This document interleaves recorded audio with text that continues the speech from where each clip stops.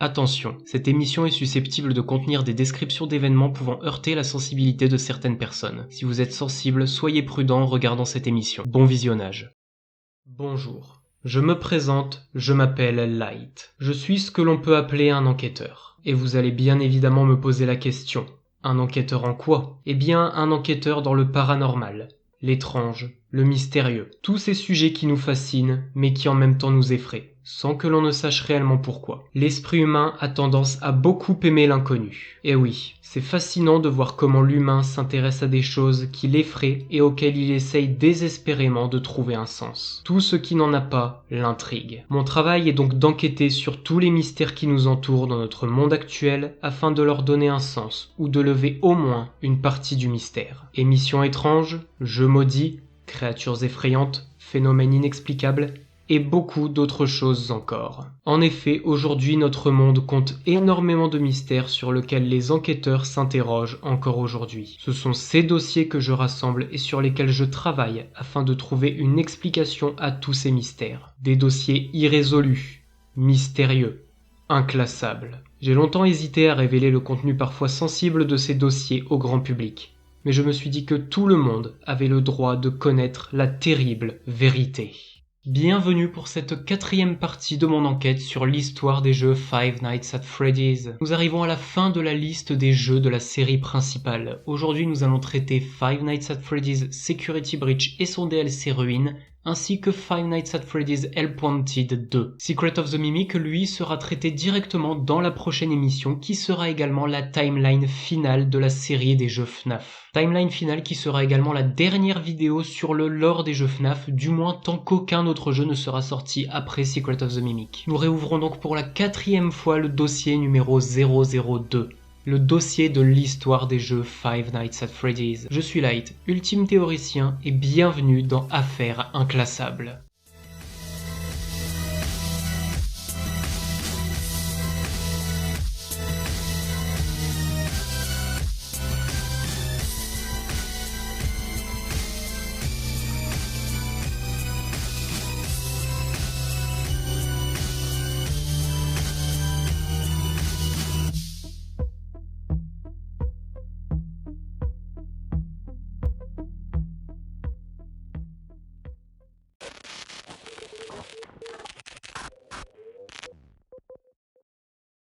Bien, avant de commencer à parler du contenu des jeux, comme d'habitude, une petite mise en contexte est nécessaire. Nous avons traité lors de la dernière émission FNAF 6 Pizzeria Simulator, FNAF 7 Ultimate Custom Night et FNAF Help-Wanted ainsi que son DLC Curse of Dreadbear. D'ailleurs, si vous n'avez pas déjà vu les 3 premières émissions sur le lore des jeux FNAF, je vous conseille très fortement d'aller les voir, sans quoi vous ne comprendrez rien à cette vidéo. FNAF 6 et FNAF 7 sont les 2 jeux qui permettent de conclure le premier arc du lore de la série des jeux FNAF, qui s'étend de FNAF 1 jusqu'à FNAF 7 Ultimate Custom Night, avec une conclusion dans laquelle toutes les âmes des personnages importants de la série meurent ensemble lors de l'incendie du Freddy Fazbear Pizza Place. Même s'il est vrai que l'âme de William Afton, elle, n'est pas apaisée puisqu'elle a été bloquée dans un purgatoire par Cassidy. Et d'ailleurs, l'âme de Cassidy n'est pas apaisée elle non plus, même si nous n'avons actuellement aucune idée de où pourrait bien se trouver Golden Freddy. Help-Wanted, quant à lui, démarre le second arc du lore de la série des jeux FNAF, en nous présentant les nouveaux personnages importants ainsi que le nouveau mal qui va sévir, ici sous la forme de Glitch Trap. Une entité se présentant sous la forme d'un virus possédant la conscience de William Afton. Je rappelle également que les livres FNAF Fazbear Fright et Tales from the Pizzaplex sont semi-canons à la série des jeux, ce qui veut dire que certaines histoires sont canons au jeu et d'autres non. Et dans cet épisode, je vais bien évidemment traiter certaines histoires des Tales from the Pizzaplex qui sont canons au jeu, et les autres histoires qui n'ont aucun lien avec les jeux ne seront pas évoquées. Je précise également que le lore de Security Breach et de Ruin est assez complexe et possède encore aujourd'hui quelques légères zones d'ombre mineures. Mais ne vous inquiétez pas, ça n'affectera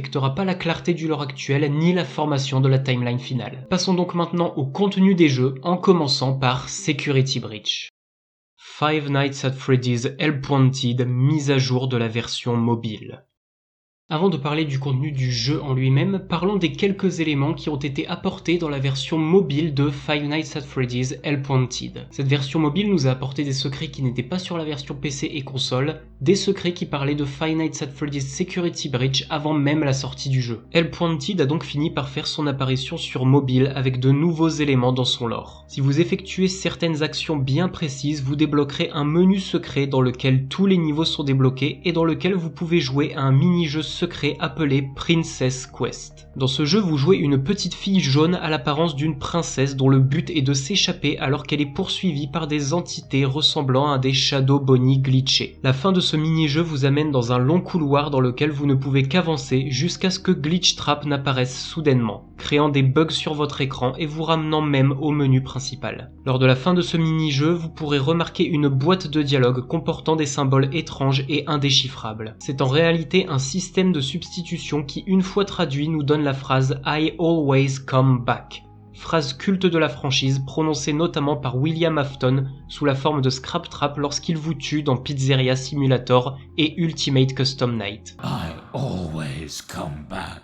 Signifiant que William Afton reviendra toujours, malgré vos efforts pour l'éliminer. Cela permet de confirmer que la conscience de William est bien présente à l'intérieur de l'entité et du programme Glitch Trap. Maintenant parlons de Vanny, notre nouvelle antagoniste. Même si je pourrais également l'appeler Vanessa, vous comprendrez très vite pourquoi. Cette Vanessa n'est d'ailleurs ni plus ni moins que la princesse que nous jouons dans le mini-jeu Princess Quest. Elle allume toutes les lanternes du jeu comme elle a collecté toutes les cassettes et à la fin elle finit par se faire avoir par Glitch Trap, tout comme dans le jeu. Et oui, lors du dernier épisode, je ne vous avais pas révélé l'identité du protagoniste du jeu Help-Wanted. Et bien dans Help-Wanted, nous incarnons Vanessa, le personnage qui va plus tard devenir Vanny. Après les événements de Help-Wanted, son esprit finira possédé par Glitch Trap, ou du moins une partie de son esprit puisque l'autre tente de lutter pour reprendre le contrôle de son corps. Elle possède à cause de cela une double personnalité mais sans avoir la possibilité de conserver les souvenirs de l'une ou de l'autre. Agent de sécurité la journée et tueuse en série la nuit. Maintenant que nous en savons plus sur Vanessa / Vanny, passons maintenant aux événements de Security Breach.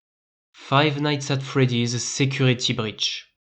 Avant de parler du lore, laissez-moi vous faire un rapide résumé de l'histoire de Security Breach. Ce sera vraiment très rapide et je n'irai pas dans les détails inutiles. Dans ce jeu, vous incarnez Gregory, un enfant qui s'est retrouvé enfermé, on ne sait pas vraiment comment, dans le Mega Pizzaplex après l'horaire de fermeture. Le Mega Pizzaplex étant le bâtiment dans lequel le jeu se déroule.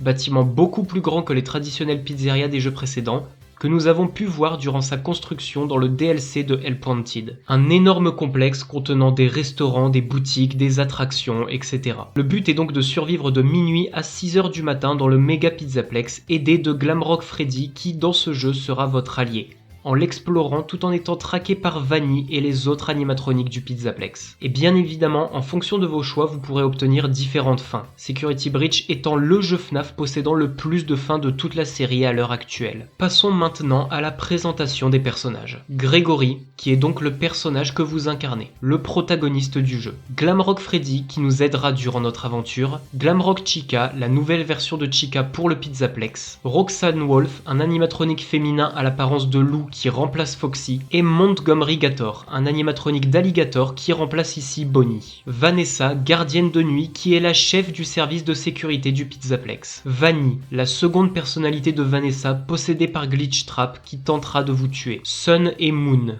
gardien de la garderie qui de jour est un soleil joyeux et souriant, mais qui la nuit, lorsque les lumières sont éteintes, devient une lune démoniaque dont le but est de vous capturer. Les Staffbots. Ce sont les robots du Pizzaplex qui gèrent les boutiques, surveillent la nuit, nettoient les lieux, etc. Les Glamrock Endosquelettes. Comme dans les jeux précédents, il s'agit de l'armature métallique des animatroniques sans leur costume. Music Man, l'animatronique musicien apparu dans Pizzeria Simulator, est à nouveau présent comme DJ du Pizzaplex, mais sous une forme géante. Il existe aussi des mini-versions de lui qui peuvent vous poursuivre dans les conduits d'aération. Le Blob, aussi appelé Tangle, un énorme monstre constitué de plusieurs restes d'animatroniques. Les restes de Molten Freddy avec les masques de Funtime Freddy, Baby, la Puppet, Mangle, ainsi que les versions originales de Chica et Bonnie dans FNAF 1. Il n'apparaît que dans une seule fin bien spécifique, on parlera de lui plus tard. Burn Trap, une nouvelle version encore plus détériorée de Spring Trap qui habite le corps de William Afton, et qui a été réparé du mieux possible par Vanny. On parlera également de lui plus tard puisqu'il apparaît dans la même fin que le Blob. Glitchtrap. Il n'apparaît pas physiquement dans le jeu mais est bien présent en arrière-plan, que ce soit dans les systèmes du Pizzaplex ou contrôlant Vanny afin qu'elle permette à William Afton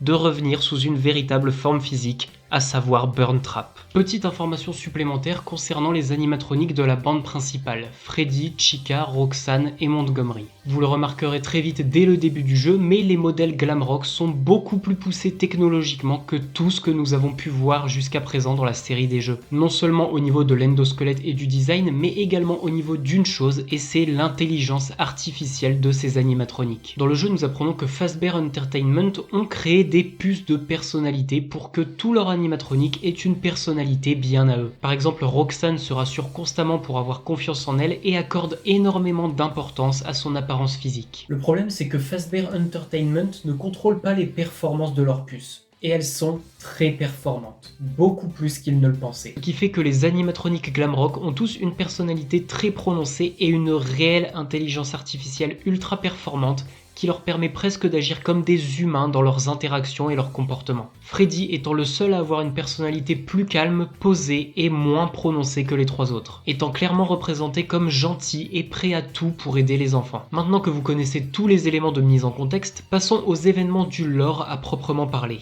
Dans la scène d'introduction du jeu, on peut voir Freddy être victime d'une erreur système sur scène lors de sa performance après avoir détecté quelque chose d'anormal, même si nous ne pouvons pas voir exactement cette chose anormale. Puis nous passons directement au début du jeu avec Gregory qui rencontre donc Freddy. Concernant Gregory, beaucoup de choses sont très étranges à son propos. Le jeu débute alors qu'il est déjà caché dans Glamrock Freddy. Donc on ne sait pas pourquoi ni comment il est arrivé là. Au début du jeu, lorsque Freddy effectue un scan sur le visage de Gregory, son système de reconnaissance faciale n'arrive pas à reconnaître Gregory, ni à savoir s'il est un ancien client du Pizzaplex. Car oui, les 4 animatroniques principaux possèdent un système de reconnaissance faciale qui leur permet de retenir le nom, le prénom et le visage des enfants ayant déjà visité le Pizzaplex par le passé. Dans le jeu, nous aurons également un dialogue entre Freddy et Vanessa qui discuteront à propos de Gregory. Vanessa informe Freddy qu'elle a effectué des recherches et qu'il n'y a absolument aucune information sur Gregory, que ce soit dans les fichiers des anciens clients du Pizzaplex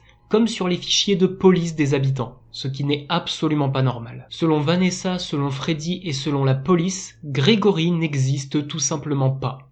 Il n'a pas d'adresse, pas de parents, pas de nom de famille, rien du tout. D'ailleurs, la preuve est présente lors de la mauvaise fin de Security Breach. Dans cette fin, Gregory s'échappe seul du Pizzaplex à 6h du matin et se retrouve alors seul à dormir dans la rue dans un carton avec un journal en guise de couverture. Ce qui nous prouve qu'il n'a pas de parents, pas d'adresse, personne ne le recherche. Et sachez que la théorie d'un enfant abandonné par ses parents n'est pas la réponse. Dans cette fin, nous pouvons également voir sur le journal utilisé comme couverture que l'un des gros titres parle de nombreuses disparitions inquiétantes d'enfants dans les environs du Pizzaplex ces derniers temps. Et cette fin se termine par l'ombre de Vanny retrouvant Gregory dans l'une des rues proches du Pizzaplex, s'apprêtant à le tuer pendant son sommeil. William Afton n'étant plus capable de le faire lui-même, il force Vanny à tuer des enfants clients du Pizzaplex. Il n'est même plus question de tuer pour expérimenter sur le Remnant comme il a pu le faire à l'époque. Désormais, il est question de tuer juste pour tuer, par pure cruauté. Ce mystère autour de Gregory explique également l'existence des salles cachées que vous pouvez trouver dans certains coins du Pizzaplex tout au long du jeu. Des salles remplies de jouets, de détritus, de dessins et de matelas. Des salles où Gregory se cache et vit. À ce niveau-là, on ne peut même pas être sûr que Gregory soit réellement son nom. Encore un autre détail le concernant, lorsque Freddy se rendra compte que Gregory est blessé, il lui dira « You're broken ». Tu es cassé. Et la seule autre fois où cette phrase a été utilisée pour un humain dans la série des jeux FNAF, c'était par rapport au Crying Child dans FNAF 4. D'ailleurs, Gregory ressemble comme 2 gouttes d'eau au Crying Child. Les yeux de la même couleur, les cheveux de la même couleur et les mêmes vêtements. Mais cela ne reste qu'une simple coïncidence, voire même peut-être une référence, étant donné que le Crying Child, lui, est bien mort lors de l'accident de la morsure de 83. À ce niveau-là, les théoriciens ont bien compris que Gregory n'était pas un simple enfant banal. La théorie qu'il pourrait même être un robot et non pas un humain a d'ailleurs été avancée. Même si je ne suis pas fan de cette théorie, il faut savoir que plusieurs éléments vont dans son sens. La fameuse phrase de Freddy « You're broken ». Également, lorsque Vanny s'approche de nous dans le jeu, notre vision subit une étrange interférence comme si nous regardions une ancienne cassette VHS. Sauf que le jeu est censé se passer à la première personne depuis la vision de Gregory. Qui d'autre qu'un robot pourrait avoir ce genre d'interférence dans sa vision? Cela expliquerait aussi pourquoi Gregory n'a pas de maison, pas de parents et pas de profil dans les fichiers de police. Et comme je vous l'ai dit, je ne suis pas fan de cette théorie, et depuis la sortie des jeux qui suivent Security Breach comme par exemple Ruin, nous savons définitivement que Gregory n'est pas un robot. Et d'ailleurs, certains éléments dans le lore de Security Breach en lui-même le prouvent déjà, nous allons d'ailleurs les traiter un peu plus tard. Quelles sont ses réelles intentions? D'où vient-il réellement? Que fait-il caché dans le Pizzaplex? Sachez-le, Gregory est un humain.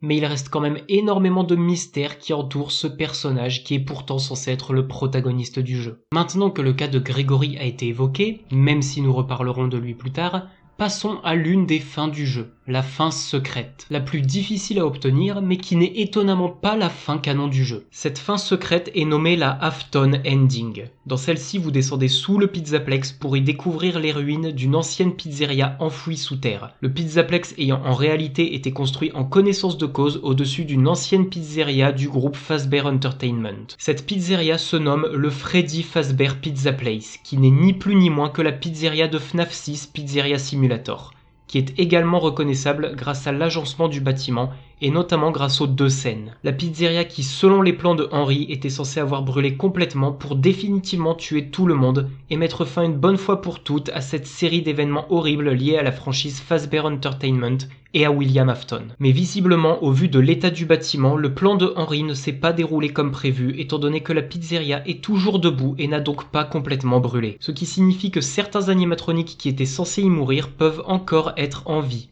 Et effectivement, lorsque vous descendrez plus profondément dans le trou se trouvant au centre de la pizzeria, vous finirez par atterrir dans une salle de contrôle et cette cinématique se lancera.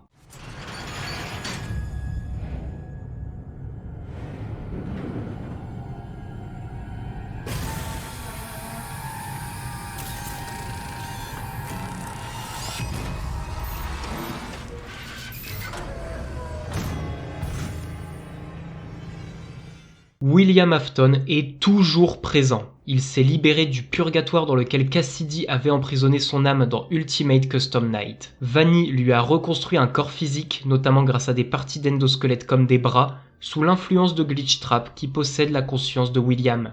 Et maintenant, il est de retour sous la forme de Burntrap, avec en supplément des pouvoirs qu'il a hérités de Glitchtrap. En effet, il a la capacité de prendre possession d'autres animatroniques à distance, comme il le fait avec Glamrock Freddy. Cela remet littéralement tout en question puisque nous ne pouvons pas savoir qui d'autre a bien pu avoir survécu à cet incendie, même si le seul personnage étant montré comme ayant survécu dans Security Breach est William Afton. Pour l'instant, tous les autres personnages sont donc bel et bien morts. Car non, le Blob n'est pas une nouvelle version de Molten Freddy, mais bel et bien une nouvelle entité à part entière. Revenons maintenant au début de la séquence lorsque vous découvrez le logo du Freddy Fazbear Pizza Place qui nous révèle donc que le Pizzaplex a été construit directement sur les ruines du restaurant de FNAF 6 qui n'a pas été complètement détruit par l'incendie. Vu que le bâtiment était encore en relativement bon état, cela veut dire que les propriétaires actuels de la franchise Fazbear Entertainment ont fait construire le méga Pizzaplex volontairement au-dessus des ruines de l'ancienne pizzeria, en connaissance totale de cause. On ne connaît pas les raisons de cette étrange décision, mais cela est clairement suspect, d'autant plus que lorsque l'on entre dans la pizzeria, on remarque certains détails qui prouvent que Fazbear Entertainment a bel et bien tenté de faire quelque chose dans cet endroit, mais que le projet a été abandonné pour X ou Y raison. La présence de spots éclairant l'endroit, la présence d'un robot de sécurité du Pizzaplex, ou encore la présence de stations de recharge adaptées pour les animatroniques du Pizzaplex. Cet endroit avait donc un but. Il devait être utilisé d'une manière ou d'une autre. Surtout que nous avons certains éléments présents dans le jeu qui nous informent que les travaux en cours au niveau du Roxy Raceway sont causés par la présence d'une doline à cet endroit. Une doline est tout simplement un phénomène terrestre naturel qui peut causer un effondrement de la surface si une grotte se trouve en dessous, trop proche de la surface. Ce phénomène est ce qui a emmené le Freddy Fazbear Pizza Place sous terre, car le bâtiment était à la base bel et bien à la surface. Une doline pouvant aller jusqu'à 300 mètres de profondeur et 500 mètres de diamètre. C'est quelque chose de tout à fait possible, et ce serait la raison de la présence du Pizza Place aussi profondément sous terre. La présence d'un ascenseur décrit comme très vieux dans le jeu amenant au Pizza Place, pile au niveau du Roxy Raceway, nous prouve même que Fazbear Entertainment s'intéressait déjà à ce bâtiment avant même la construction du Pizzaplex par-dessus. Le Pizzaplex pouvant même potentiellement être une excuse pour s'installer ici et garder le contrôle sur le bâtiment sous terre. Fazbear Entertainment cache définitivement quelque chose avec ce bâtiment. Le plus intriguant là-dedans est la présence d'un immense trou au milieu de la pizzeria. Un trou qui descend encore plus profondément sous la pizzeria. Dans ce trou se trouve un animatronique très étrange, le fameux Blob. Un gigantesque amas d'animatroniques, de câbles et de parties métalliques en tout genre de 5 mètres de haut, utilisant la tête de Funtime Freddy en guise de visage, ainsi que les corps ou les masques d'animatroniques comme la Puppet, Circus Baby, Chica, Bonnie, Mangle et des endosquelettes. Une question qui nous vient en remarquant cela est: comment le Blob s'est-il procuré les corps de Bonnie et Chica des premiers restaurants, le masque de la marionnette, ou encore les visages de Funtime Freddy et de Circus Baby qui sont censés être restés dans la scooping room du Circus Baby Pizza World de Sister Location,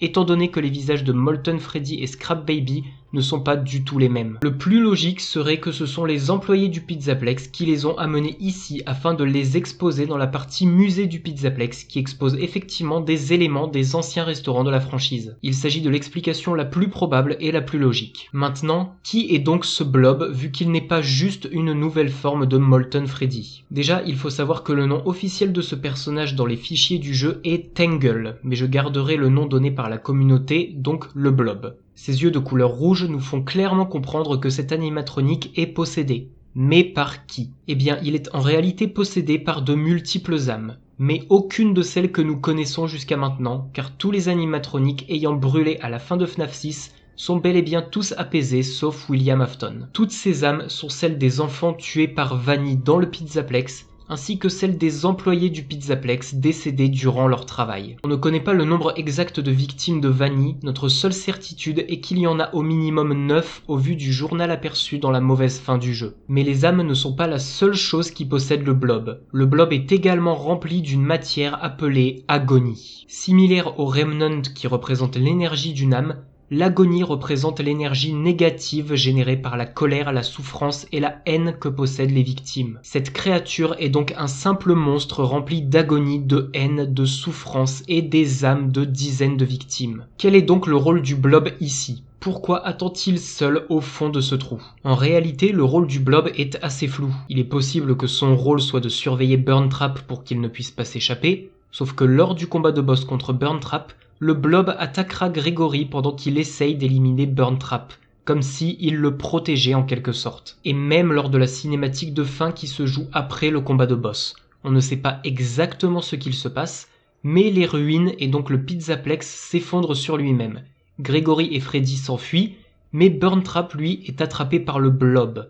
Mais dans la logique, si le Blob souhaitait éliminer Burntrap, il le laisserait se faire ensevelir sous terre dans l'éboulement du Pizzaplex. Mais dans cette cinématique, on le voit clairement attraper Burntrap et s'enfuir avec lui vers le haut, donc vers une possible sortie pour échapper à l'éboulement. En bref, le rôle du Blob est assez flou ici, mais nous reparlerons de lui et de Burntrap plus tard durant le DLC Ruines. Parlons maintenant de Glamrock Freddy, car il y a des éléments très intéressants le concernant. Lorsque nous commençons à descendre l'immense trou au milieu de la pizzeria, Freddy aura des lignes de dialogue très étranges. Les voici. Je suis déjà venu ici avant. Mes amis sont ici. Je ne suis pas moi-même. Qu'est-ce que cela peut bien vouloir dire? Lorsqu'il parle du fait qu'il n'est pas lui-même, cela peut très bien être lié à l'agonie et à l'énergie des âmes qui émanent de ce lieu qui le perturbent. Concernant ses amis, encore aujourd'hui, on ne sait pas réellement qui ils sont. Il pourrait très bien parler des animatroniques qui composent le corps du Blob, même s'il ne les a pas connus, ou alors il pourrait également parler des âmes des enfants qui sont morts et qui hantent le Blob. Le dernier détail intéressant concernant Freddy est lorsque vous descendez tout en bas. Si vous descendez uniquement avec Gregory, lorsque vous arrivez au niveau du Blob, il vous attaquera instantanément et vous tuera.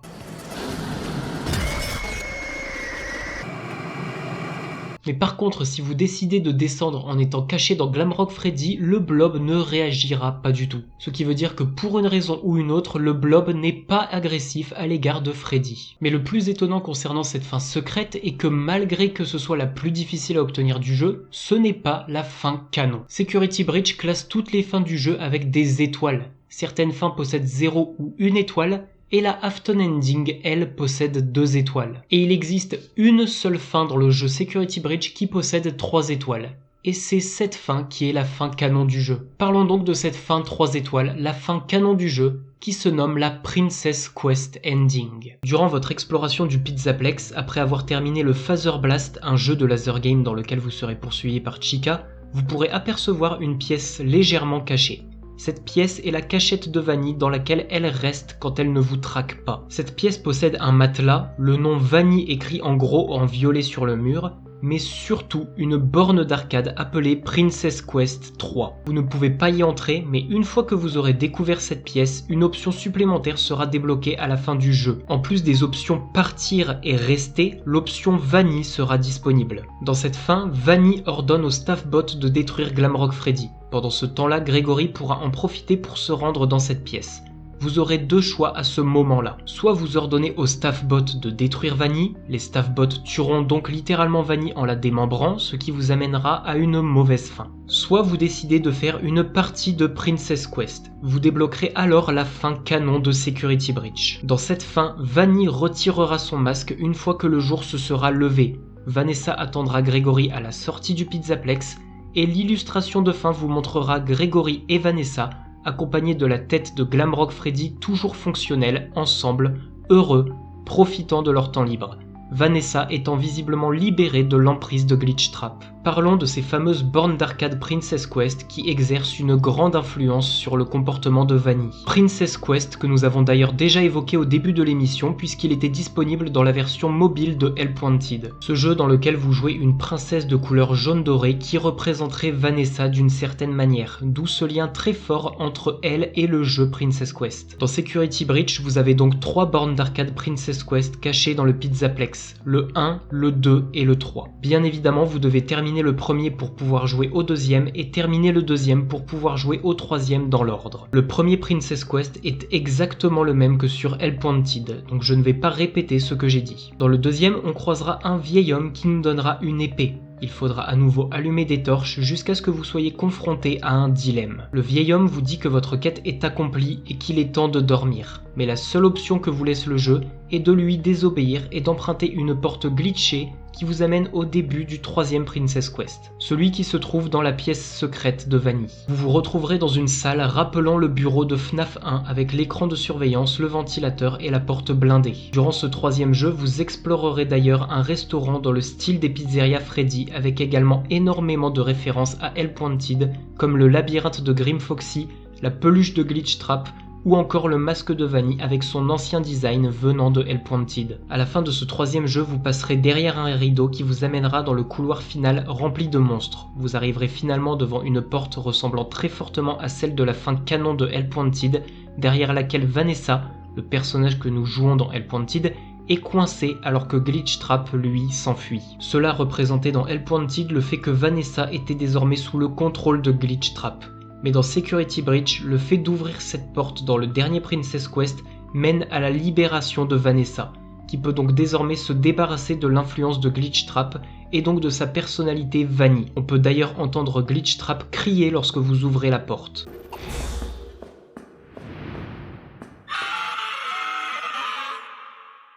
Les jeux Princess Quest représenteraient donc le combat de la conscience de Vanessa contre l'emprise de Glitchtrap pour se libérer de celle-ci. Et effectivement, une fois les 3 jeux terminés, Vanessa sera libérée. Voici donc le contenu de la fin canon. La fin 3 étoiles de Security Breach. Gregory et Vanessa s'enfuient du Pizzaplex avec la tête encore fonctionnelle de Freddy. Petite parenthèse, je le précise ici, mais le personnage du vieil homme de Princess Quest se nomme dans les fichiers du jeu Old Man et possède la même couleur que le personnage de Old Man Consequences dans Ultimate Custom Night. Et le personnage de la princesse que vous jouez se nomme Cassidy, tout comme le nom de la deuxième âme de Golden Freddy qui à l'heure actuelle dans le lore n'est toujours pas apaisé. Même si je pense que sur ce point-là, il ne faut pas chercher trop loin non plus. Rien ne relie Cassidy au personnage de la princesse dans Princess Quest. En réalité, il pourrait simplement s'agir d'une référence étant donné que la princesse est de couleur dorée tout comme Golden Freddy. Bien, maintenant que nous avons traité les éléments du jeu en eux-mêmes dont la fin canon, parlons d'autres éléments. Nous allons parler de Fazbear Entertainment. Depuis la fin de Pizzeria Simulator, Henry Emily est mort, et il était le seul des 2 fondateurs de Fazbear Entertainment encore en vie. Mais étant donné que la franchise est toujours debout malgré tout, cela veut dire qu'elle a été reprise. Mais reprise reprise par qui? En effet, malgré sa mauvaise réputation, la franchise est toujours debout et elle est toujours aussi populaire. En réalité, le groupe Fazbear Entertainment a été repris par un groupe d'hommes d'affaires et d'entrepreneurs. Malgré tout, on ne sait pas réellement qui a repris la franchise. Nous n'avons aucune information sur ces hommes d'affaires et entrepreneurs qui gèrent la franchise Fazbear Entertainment. Aucun élément dans le jeu Security Breach ou dans son DLC ne permet d'identifier qui ils sont. Il est d'ailleurs possible que les gérants actuels de Fazbear Entertainment ne soient pas remplis de bonnes intentions. Première chose, pourquoi vouloir absolument réouvrir un bâtiment Fazbear Entertainment, surtout un bâtiment d'une telle ampleur comme le Pizzaplex? La réputation de l'entreprise est ternie depuis des années et des années par toutes les disparitions d'enfants et les incendies à répétition dans les restaurants. Deuxième chose, pourquoi avoir volontairement construit le Pizzaplex au-dessus des ruines de l'ancien restaurant du Freddy Fazbear Pizza Place dans lequel tout le monde est censé être mort, et dans lequel il reste donc de l'ancien matériel et des anciens animatroniques. Troisième chose, pourquoi avoir creusé sous terre pour accéder au Pizza Place pour ensuite pouvoir l'aménager? Quatrième chose, pourquoi ils ne réagissent pas alors que de nouvelles nombreuses disparitions d'enfants commencent à avoir lieu dans leur Pizzaplex, malgré la présence non-stop de centaines d'animatroniques et de Vanessa, la chef de sécurité du Pizzaplex. Dans ce jeu, Fazbear Entertainment sont extrêmement suspects. Leurs agissements prouvent clairement que leur but principal est orienté vers le sous-sol du Pizzaplex, vers le Freddy Fazbear Pizza Place et peut-être autre chose en plus. Autre élément important à relever dans le jeu, pourquoi y a-t-il des références à certains personnages des romans FNAF comme Ella, Fetch ou Théodore dans le Pizzaplex, en particulier sur les bornes d'arcade, alors que les romans ne sont pas censés être à 100% canon avec les jeux? Dans un premier temps, je rappelle que certaines histoires sont canon et certaines autres ne le sont pas. Mais il est possible que les histoires non canon comme Fetch, Ella ou Théodore soit canon dans le lore de FNAF, mais canon en tant qu'histoire et roman. Des romans écrits et commercialisés par Fazbear Entertainment pour encore une fois capitaliser sur la popularité et la réputation de la franchise. C'est la seule explication possible et logique. Parlons maintenant d'une activité que vous pouvez réaliser après 6h du matin, donc après l'ouverture des portes du Pizzaplex à la fin du jeu. Au lieu de vous enfuir, vous pouvez aller chercher des CD qui sont dispersés un peu partout dans le jeu. C'est d'ailleurs Vanessa qui vous invite à aller chercher le premier. Gregory, I think you deserve a reward.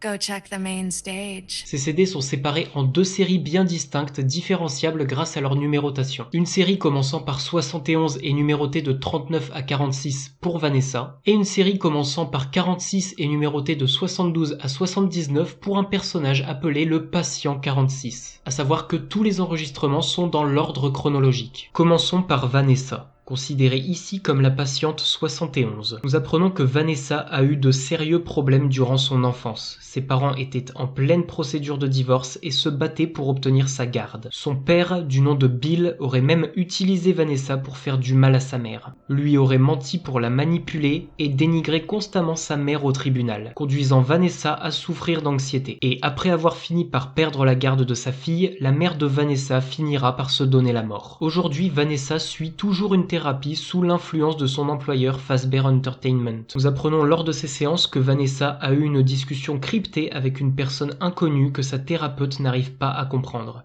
Mais Vanessa détournera vite le sujet en parlant d'un autre employé. Et ce sera le cas à chaque fois que le sujet des discussions cryptées qu'elle entretient sur son lieu de travail sera mentionné. Nous apprenons même que la personne avec qui elle entretient cette discussion aurait hacké ses dossiers personnels, lui permettant de tout connaître d'elle, comme son adresse par exemple. Vanessa esquivera également le sujet lorsque sa thérapeute lui parlera d'un certain costume qu'elle réaliserait apparemment sur son lieu de travail en utilisant du matériel à fausse fourrure. On parle ici du costume de Vanny, et les discussions cryptées sont bien évidemment des discussions entre elle et Glitchtrap. En parallèle de cela, nous avons également le patient 46 qui suit une thérapie en même temps que Vanessa, étant donné qu'il a les mêmes thérapeutes qu'elle, même si chaque thérapeute sera progressivement remplacé par une autre au bout d'un certain temps.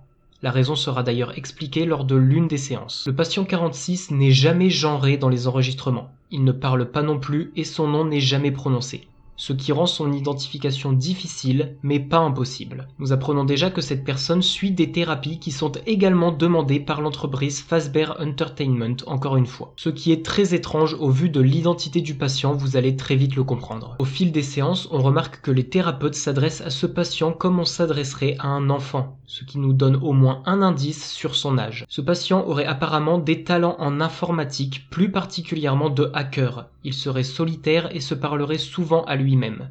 Il n'est même pas perturbé lorsqu'une thérapeute lui révèle ce qui est arrivé à ses 3 anciennes thérapeutes. En effet, 2 d'entre elles sont portées disparues et la 3e a été retrouvée morte. Son corps aurait été retrouvé dans un sale état, complètement déchiqueté, comme si une machine l'avait attaqué. On apprend également qu'il aurait lui aussi vécu une tragédie concernant ses parents qu'il n'aurait pas encore digéré émotionnellement. Les événements ne sont pas clairement mentionnés, mais on devine assez facilement qu'ils sont tous les 2 décédés. Nous apprenons ensuite que ce patient aurait été aperçu plusieurs fois dans le méga pizzaplex par des employés via des caméras de surveillance. Caméra que le patient 46 aurait d'ailleurs hacké à plusieurs reprises sans laisser de traces. On apprend que ce patient entretient aussi des discussions avec quelqu'un qui s'apparenterait à de la manipulation. Sauf que cette fois-ci, ce serait le patient 46 qui manipulerait la personne avec qui il discute. Il existerait d'ailleurs une image déformée venant d'une caméra sur laquelle on pourrait voir le patient accompagné par quelqu'un ou quelque chose de non identifiable possédant des oreilles de lapin. Les derniers enregistrements nous apprennent que les techniciens du Pizzaplex ont énormément de mal à gérer les récents glitches des animatroniques. Glitch dont la cause serait le patient 46. La série de CD s'arrête sur une confrontation entre la thérapeute et le patient, la thérapeute affirmant que le patient aurait menti sur son enfance et aurait en réalité vécu une enfance heureuse avec ses parents, ce qui aura pour effet d'énerver fortement le patient. Bien, qui est donc ce patient 46 ? Pour cela, intéressons-nous une nouvelle fois au roman FNAF. Plus précisément au 5e tome des Tales from the Pizzaplex nommé The Bobby Dots. Dans ce tome, la première histoire se nomme GGY, c'est celle qui va nous intéresser ici. Dans cette histoire, on nous parle d'un certain Gregory qui passerait pas mal de temps dans le Pizzaplex obtenant les meilleurs scores sur toutes les bornes d'arcade sous le pseudo GGY. Ce qui est d'ailleurs vérifiable dans le jeu Security Breach directement. Ce Gregory serait également lié d'une certaine manière à la disparition de plusieurs thérapeutes et serait un génie de l'informatique et du hacking, se faisant appeler Dr Rabbit. Bien, vous l'avez compris, cette personne, ce Gregory, est le patient 46.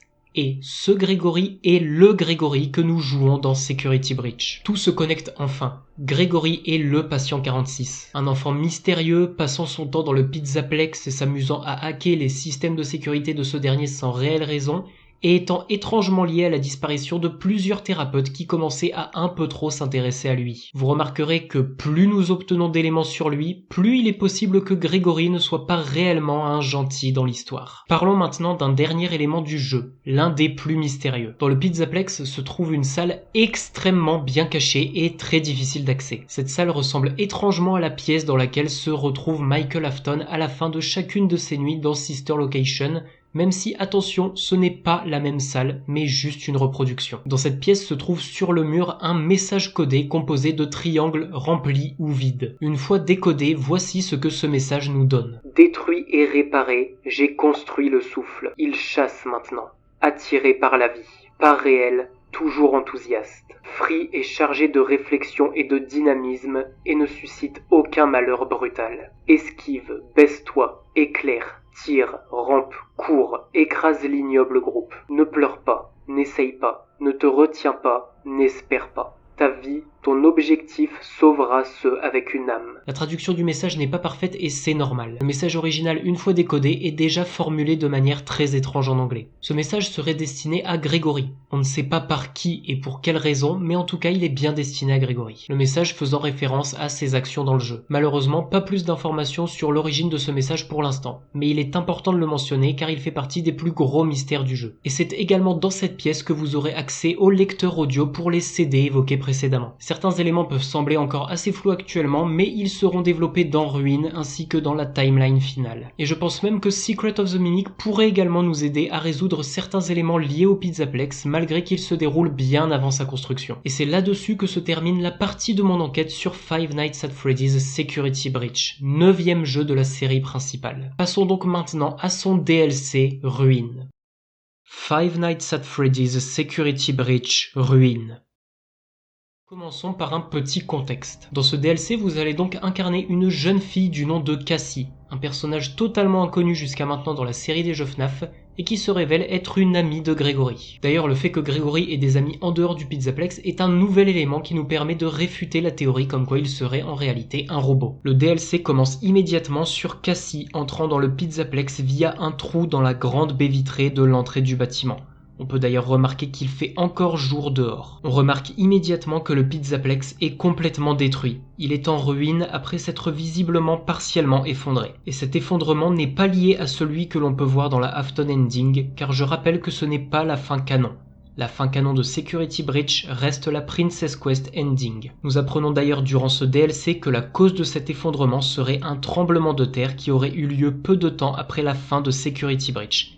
Quelques mois au minimum, ou un peu plus d'une année au maximum, étant donné que certaines choses dans le Pizzaplex sont encore dans un état convenable, et le fait que Cassie semble avoir un âge similaire à celui de Gregory dans Security Breach. Security Breach se place aux alentours de 2035. Donc Ruin se placerait en 2036. Cassie se rend donc dans le Pizzaplex complètement abandonné après avoir reçu un appel à l'aide de Gregory qui serait piégé dans les ruines du bâtiment. Durant l'exploration du Pizzaplex, beaucoup d'éléments nous font demander si l'endroit est vraiment abandonné ou s'il en donne juste l'impression. Le tremblement de terre évoqué pouvant même éventuellement être l'œuvre de Fazbear Entertainment eux-mêmes, afin de se débarrasser de certaines choses ou de cacher certaines choses que le grand public ne doit absolument pas apprendre. Mais pour l'instant, encore une fois, ce ne sont que des suppositions étant donné que nous n'avons aucun élément concernant Fazbear Entertainment eux-mêmes dans ce DLC. Je ne vais pas vous résumer tout le contenu du DLC Ruin, mais uniquement les événements importants liés au lore, et je vais commencer par vous présenter les personnages de ce DLC. Cassie, la protagoniste de ce DLC que nous allons incarner. Shattered Freddy, une version de Glamrock Freddy complètement détruite et avec la tête manquante, étant donné que Gregory l'a emporté avec lui à la fin de Security Breach. Car oui, malgré la mention prototype inscrite sur son pied, il s'agit bien du Freddy que nous connaissons. Round Chica, Round Monty et Round Roxy. Les trois autres animatroniques stars du Pizzaplex dans un état catastrophique. Round Eclipse, une version de Sun et Moon détruite, bloquée entre ces deux personnalités, avec une moitié du corps et du visage à l'effigie de Sun et l'autre à l'effigie de Moon. Les Glamrock Endo, présents tout comme dans Security Breach avec le même comportement similaire aux anges pleureurs. Round Music Man et Round Mini Music Man, comme tous les autres animatroniques toujours présents mais en très mauvais état. Passons maintenant aux quelques personnages beaucoup plus mystérieux et surprenants. Glamrock Bonnie. Et oui, il existe bel et bien. Il est caché dans une salle arrière du bowling sous la forme d'un easter egg. Vous découvrez ce qu'il reste de lui, complètement détruit, ce qui explique la raison de son absence dans Security Breach, remplacé par Montgomery. Il aurait d'ailleurs été détruit par Montgomery à la demande et sous l'influence de Vanny. Soit pour que Vanny puisse utiliser certaines parties de son endosquelette pour réparer Burntrap, soit parce que Glamrock Bonnie commençait à en savoir un peu trop sur les secrets du Pizzaplex. Le Blob. Le Blob est bel et bien présent dans ce DLC, mais uniquement de manière très subtile. Il apparaît à peine une seconde dans une cage d'escalier, visible à travers un trou dans le mur. Pourtant, la Afton Ending dans laquelle apparaît le Blob n'est pas la fin canon de Security Breach, ce qui signifie que le personnage du Blob, et donc possiblement Burntrap également, sont toujours présents dans le Pizzaplex, malgré la Princess Quest Ending étant la fin canon. Cette apparition du Blob nous permet également de confirmer que la présence des ruines du Freddy Fazbear Pizzaplex sous le Pizzaplex est canon également. MXES. Lors de votre progression dans le Pizzaplex, vous allez rencontrer un étrange lapin bleu pixelisé qui glitch. Ce personnage tentera de vous empêcher de progresser dans le jeu le plus possible, mais nous reparlerons de lui plus tard. Passons maintenant aux événements du DLC en lui-même. Très rapidement après avoir débuté votre exploration des ruines du Pizzaplex, vous serez interpellé par un staffbot qui vous remettra un masque qui nous est familier. Il s'agit du masque de Vanny, mais pas celui qu'elle porte dans Security Breach, non. Celui que l'on récupère lors de la fin secrète de Hellpointed, qui possède une apparence différente malgré de nombreuses similarités. On ne sait pas d'où vient ce masque, mais on suppose qu'il appartenait tout de même à Vanny avant qu'elle ne soit libérée de l'emprise de Glitchtrap. Ce masque possède une particularité. Lorsque vous le portez, la perception du monde autour de vous change grâce à un système de réalité augmentée. Votre vision prend une teinte violette et certains éléments invisibles à l'œil nu vous apparaissent. Cela vous permet d'accéder à des endroits inaccessibles sans le masque, d'être invisible aux yeux de certains ennemis comme les Endo, et surtout, il vous permet de voir les Security Nodes dispersés dans le Pizzaplex. Les Security Nodes sont des symboles numériques en forme de tête de lapin que vous devez désactiver tout au long du jeu. Les désactiver vous permettra de libérer Gregory qui est prisonnier dans les sous-sols du Pizzaplex, puisque, je le rappelle, Vous êtes ici pour sauver Gregory. Mais ce ne sera pas aussi simple. En effet, durant votre progression, vous serez presque constamment poursuivi par une entité du nom de MXES. Son but est de vous empêcher de désactiver les Security Nodes, soit de lui-même, soit en appelant les autres animatroniques du restaurant dans la zone où vous vous trouvez. Une fois toutes les Security Nodes désactivées, il vous restera une chose à désactiver. Et cette chose, c'est Roxy. Car Roxy possède le même système de sécurité en elle. Vous devrez donc la désactiver pour sauver Gregory. Avant de la désactiver, vous aurez un dialogue très intéressant avec elle. Durant le jeu, vous remarquerez que lors de l'une des attaques de Roxy, elle s'arrêtera brusquement après avoir entendu la voix de votre personnage Cassie. En réalité, si elle vous a attaqué, c'est parce qu'elle pensait que vous étiez Gregory, contre qui elle possède une rage immense depuis qu'il l'a littéralement défiguré. Étant donné qu'elle est aveugle maintenant, elle ne peut se fier qu'à la voix de votre personnage. Dans ce dialogue de fin, on comprend que Roxy ne vous a pas attaqué car elle a reconnu votre voix. En effet, Cassie s'était déjà rendu plusieurs fois dans le Pizzaplex par le passé, à l'époque où il était encore ouvert. Son animatronique préférée étant d'ailleurs Roxy. Roxy qui nous révélera qu'elle se souvient même encore de notre date d'anniversaire que Cassie était venue fêter au Pizzaplex, mais durant lequel personne n'était venu à part Roxy. Une fois Roxanne désactivée, vous pourrez enfin accéder au sous-sol du Pizzaplex pour libérer Gregory. Vous empruntez le même ascenseur que Gregory lors de la Afton Ending. Et en effet, même si la zone est endommagée depuis l'effondrement du Pizzaplex, elle reste similaire à celle de la Afton Ending, ce qui nous confirme donc de manière définitive que le Freddy Fazbear Pizza Place est bien sous le Pizzaplex malgré la non-canonicité de la Afton Ending. Cependant, cette fois-ci, vous empruntez un chemin différent. Vous suivez en effet un câble d'alimentation le long d'un tunnel qui vous amènera dans une immense grotte, avec des cascades tombant du plafond, ce qui nous révèle que d'immenses grottes se trouvent sous le Pizzaplex et que Fazbear Entertainment les utilise pour on ne sait quelle raison. La présence de câbles d'alimentation menant à cette zone nous le prouve. Vous trouverez au fond de cette grotte l'entrée d'un bâtiment avec une décoration murale que nous connaissons bien. Vous êtes à nouveau dans le restaurant de Pizzeria Simulator, toujours en partie debout malgré l'effondrement. Vous trouverez même Candy Cadet à cet endroit, très endommagé mais toujours fonctionnel. Il vous racontera d'ailleurs une histoire si vous utilisez vos Fazcoins sur lui. Une histoire faisant référence au personnage de Vanessa. Vous pourrez explorer légèrement le restaurant. Vous pourrez même vous rendre dans les salles dans lesquelles se trouve la station de recharge de Burn Trap et les brûleurs au sol. Burn Trap n'est bien évidemment pas dans sa borne de recharge, mais étant donné que le restaurant de FNAF 6 et le blob sont visibles dans ce DLC, il est possible que Burn Trap, donc William Afton, soit caché quelque part dans les ruines du Pizzaplex malgré la non-canonicité de cette fin. Ce n'est qu'une théorie car rien ne nous le confirme, mais pour moi la présence du blob est une preuve plus que sérieuse. Surtout quand on sait comment Burn Trap devait être utilisé à la base selon Scott Cawthon. Il devait être visible durant tout le jeu, vous suivant discrètement sans jamais se déplacer. Toujours caché dans un coin du Pizzaplex, derrière un pilier, derrière une borne d'arcade. Jamais visible directement par le joueur, mais vous suivant pendant tout le jeu sans se déplacer, donnant l'impression qu'il est inanimé. Ce qui veut dire qu'il était à la base censé avoir un rôle beaucoup plus important dans le jeu. Vous continuez votre exploration et finirez par trouver une porte. Vous la déverrouillez et contre toute attente, des escaliers se trouvent derrière. En effet, vous pouvez descendre encore plus profondément sous terre. Le Freddy Fazbear Pizza Place n'était pas le point le plus bas caché sous le Pizzaplex.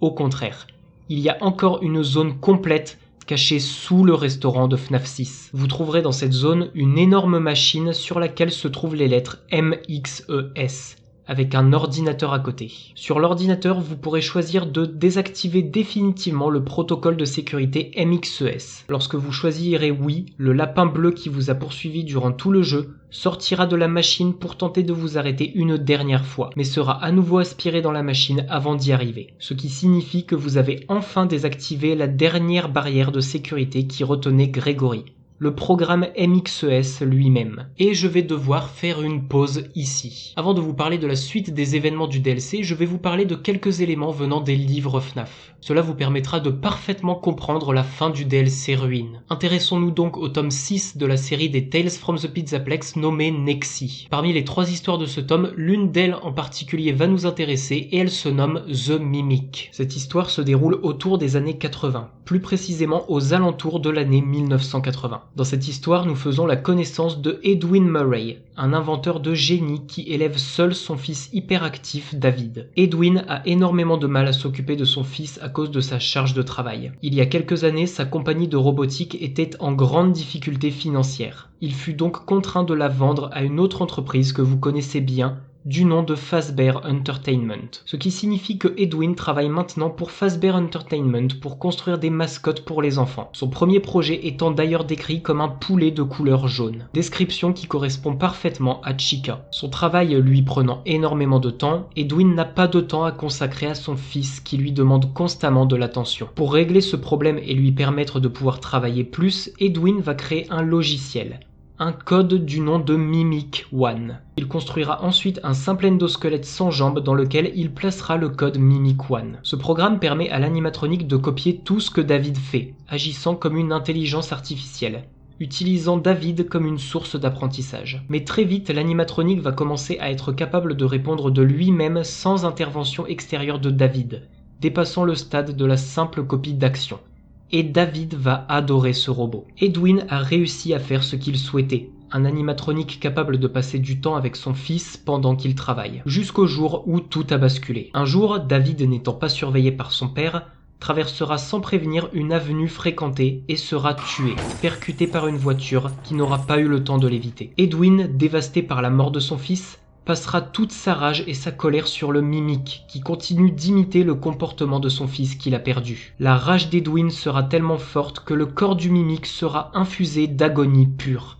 Cette énergie dont nous avons déjà parlé, similaire à du Remnant, la même énergie qui alimente le blob. Avançons maintenant dans le temps. Nous sommes plusieurs années après le départ d'Edwin, et le Mimic, lui, est toujours présent, se promenant dans les décombres de l'usine d'Edwin, abandonnée depuis plusieurs années. Un robot animé par de l'agonie pure ainsi que les comportements qu'il continue d'imiter. Le comportement de David, mais surtout le comportement violent de Edwin lorsqu'il l'a battu par pure rage après la mort de son fils. Une équipe sera envoyée par Fazbear Entertainment, ne recevant plus de nouvelles de la part d'Edwin qui était censé leur construire des animatroniques. Cette équipe connaîtra un sort tragique puisqu'ils seront tous tués par le Mimic en se rendant dans l'ancienne usine d'Edwin pour tenter d'avoir une réponse de sa part. Passons maintenant au tome 5 de la série des Tales from the Pizzaplex nommée The Bobby Dot Conclusion. Parmi ces 3 histoires, l'une d'elles nommée The Storyteller reprend l'histoire de Edwin, précisément 40 ans après les événements que je viens de vous raconter. Edwin travaille toujours chez Fazbear Entertainment, mais avec son ancienneté, il est désormais bien plus haut placé. Il est en effet devenu l'un des directeurs de la compagnie, ce qui nous permet d'avoir enfin des infos sur l'identité de l'une des personnes qui dirigent la compagnie à l'époque du Pizzaplex. Nous apprenons qu'Edwin est actuellement en désaccord avec un certain Mr. Burrow qui se révèle être le directeur avec le plus de pouvoir de la compagnie. Afin de faire des économies lors de la construction du Pizzaplex, Mr. Burrow licenciera l'intégralité des employés du pôle créatif de la compagnie pour les remplacer par une intelligence artificielle. Et pas n'importe quelle IA puisqu'il s'agira du programme Mimic One développé par Edwin il y a 40 ans. Entraîné en majeure partie par son fils et par son comportement violent après la perte de celui-ci. Lorsqu'ils l'ont installé pour la première fois, cette IA a d'ailleurs pris l'apparence du jouet préféré de David, un tigre à la tête blanche. Faisant écho à la couverture du tome 7 des Tales from the Pizzaplex Tiger Rock sur laquelle ce tigre blanc apparaît. Cette IA contrôle l'intégralité du Pizzaplex, les staffbots, les animatroniques, le système électrique, etc. Mais cette IA aura pour effet de changer le comportement des animatroniques, les faisant se comporter comme des enfants. Ce qui est logique étant donné que l'IA se comporte comme David à l'époque. Edwin tentera donc de désactiver l'IA, mais malheureusement il décédera lors de cette tentative. Mais lors de ces derniers instants, il tentera malgré tout de communiquer avec l'IA avec un langage codé que son fils utilisait à l'époque pour communiquer avec le Mimic. Un langage utilisant des symboles et des formes abstraites comme des triangles. Langage codé ressemblant étrangement au code caché dans la pièce secrète du Pizzaplex ressemblant à l'appartement de Michael dans Sister Location. Parlons maintenant de l'épilogue des Tales from the Pizzaplex, qui nous raconte l'arrivée du Mimic dans le Pizzaplex. Cet épilogue prend place dans les ruines du Freddy Fazbear Pizzaplex de FNAF 6 sous le méga Pizzaplex pendant sa construction, ce qui nous confirme définitivement que Fazbear Entertainment sont parfaitement conscients de ce qu'ils font. On nous révèle d'ailleurs que leur but était de transformer ce restaurant en un musée faisant référence au passé de Fazbear Entertainment. À l'époque de cette histoire, une cargaison pleine de nouveaux animatroniques vient d'arriver. Tous sont normales sauf un, complètement différent. Aucun costume, juste un endosquelette semblant même brûlé et mutilé. Il s'agit du mimique récupéré dans l'ancienne usine de Edwin. N'étant pas en état pour être utilisé sur scène, l'un des employés décidera d'utiliser le mimique pour l'aider lui et ses collègues en le programmant pour arracher les têtes, bras et jambes des anciens endosquelettes afin de trier les pièces plus facilement. Mais tout cela prendra une horrible direction lorsque l'animatronique commencera à prendre son programme beaucoup trop au sérieux et commencera à arracher les parties du corps de tout ce qui a l'air humanoïde, incluant donc des ouvriers du Pizzaplex et même un groupe d'adolescents s'étant introduit illégalement dans la zone pour l'explorer, faisant des dizaines de morts. Il s'avérera que le programme de cet animatronique est à nouveau une version du programme Mimic One, mais que cet animatronique aime également porter des costumes, étant même capable de se contorsionner de manière à pouvoir entrer dans n'importe quel costume d'animatronique possible et imiter le comportement de n'importe qui, humain comme animatronique. Fazbear Entertainment scellera donc ce lieu après cet incident avec le mimique et abandonneront le site. Voilà ce qui conclut cette parenthèse sur les livres FNAF. Reprenons maintenant les événements du DLC Ruine. MXES désactivé, vous pouvez donc enfin sauver Grégory. Vous entrez dans une pièce plongée dans le noir complet. Vous entendrez alors la voix de Grégory à travers le talkie-walkie prononcer les mots « Tu m'as sauvé », puis cette fois-ci de vive voix « Je suis Grégory ». Mais ce qui se trouve en face de vous ne ressemble pas du tout à Grégory.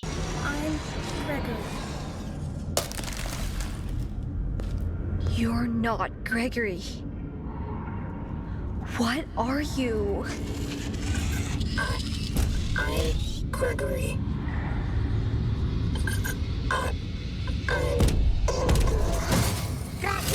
Get out of here! Run! Cette créature est donc le fameux mimique. Il s'agit de sa toute première apparition physique dans les jeux. Son apparence nous est donc révélée pour la toute première fois. Le mimique se trouve ici, caché sous le Pizzaplex, sous le restaurant de FNAF 6, le plus profondément possible depuis le début. Il vous a piégé en se faisant passer pour Grégory en imitant sa voix, car oui, le mimique est une IA, et il a pu observer Grégory durant Security Breach afin d'imiter sa voix et sa personnalité à la perfection. Lorsque Grégory vous a demandé de désactiver le système MXES, c'était en réalité le mimique qui vous le demandait. MXES n'était pas le méchant de l'histoire. Depuis le début, le système tentait de vous empêcher de libérer le mimique. MXES avait pour but de garder le mimique enfermé sous le Pizzaplex car il était devenu beaucoup trop dangereux. Mais c'est désormais trop tard. Le système est désactivé, le mimique est donc maintenant libre. Heureusement pour Cassie, Roxy interviendra juste avant que le mimique ne vous attaque. Oui, elle est censée être désactivée, mais peut-être que l'arrêt complet du système MXES lui a permis de se réactiver. Grâce à Roxane, vous allez pouvoir fuir le mimique. C'est alors que Grégory, le vrai Grégory cette fois-ci, vous contactera à ce moment sur votre talkie-walkie pour vous informer qu'il n'est pas au Pizzaplex et que quelqu'un a effectivement piégé Cassie. Et oui, nous savons qu'il s'agit bel et bien du vrai Grégory, car dans les fichiers du jeu, les répliques prononcées par le mimique imitant Grégory et Grégory lui-même sont différentes. Pour ces répliques, il est indiqué Grégory, alors que quand le mimique parle avec la voix de Grégory, il est indiqué mimique Grégory. Heureusement pour Cassie, Grégory va pouvoir nous aider à fuir grâce à l'un de ses amis qui a accès au plan du bâtiment. Probablement Vanessa depuis qu'elle est libérée de Glitch Trap. Vous allez donc devoir courir à travers un long tunnel afin d'atteindre un nouvel ascenseur. L'ascenseur se refermera in extremis, empêchant le mimique de vous attraper, lui arrachant d'ailleurs le bras au passage. Une fois dans l'ascenseur, Grégory s'adressera à vous via le haut-parleur à l'intérieur de l'ascenseur, ce qui signifie qu'il possède un moyen de contrôler des éléments du Pizzaplex à distance. Il nous informe donc que le mimique nous a piégés et qu'il est ici depuis longtemps, et que le programme MXES était bel et bien censé le retenir enfermé ici, mais que désormais, avec sa désactivation, le mimique est libre. Le discours de Grégory se terminera par ces mots. Nous ne pouvons pas prendre le risque d'être suivis. Je suis désolé, Cassie. Gregory? No!